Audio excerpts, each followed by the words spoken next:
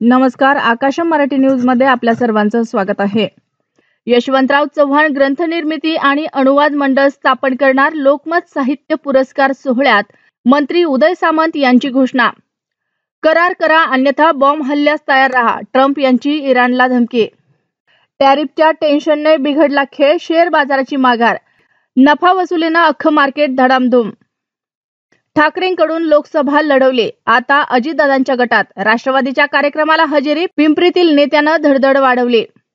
टीईटीच्या जाचामध्ये अडकलेल्यांना न्यायालयाकडून दिलासा, सरकारचा 11 ऑक्टोबर 2024चा आदेश रद्द। मालगाडीसमोर स्वतःला झोकून दिलं, रेल्वे स्थानकावरच टीसीनं आयुष्य संपवलं, कारण हदरवणारं। साखरपुडा झाला, घरात लग्नाची तयारी, 22 वर्षीय तरुणाचा डंपरच्या धडकेत मृत्यू, आई वडिलांचा आक्रोश। अमेरिकेनं हल्ला केला तर आम्हालाही अणुबॉम्ब, इराणची मोठी धमकी।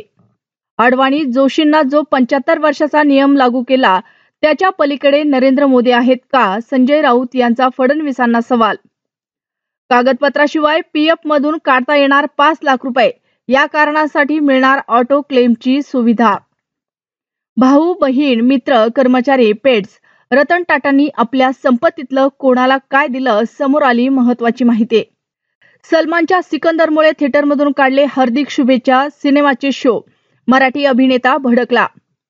लालकृष्ण अडवाणींना शहाजाप्रमाणे कोंडून नरेंद्र मोदी पंतप्रधान झाले, संजय राऊतांचा आरोप।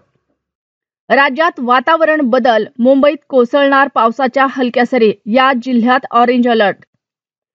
मोठा दिलासा, एलपीजी गॅस सिलेंडरवर 41 रुपयांनी स्वस्त झाला, जाणून घ्या तुमच्या महानगरातील नवे दर। पश्चिम बंगालमध्ये भीषण स्फोट, 4 मुलांसह एकाच घरातील 7 जणांचा होरपळून मृत्यू। अशाच नवनवीन बातम्या पाहण्यासाठी आमच्या आकाश मराठी या न्यूज चॅनलला सबस्क्राईब करा। बातमी आवडल्यास बातमीला लाईक आणि शेअर करा।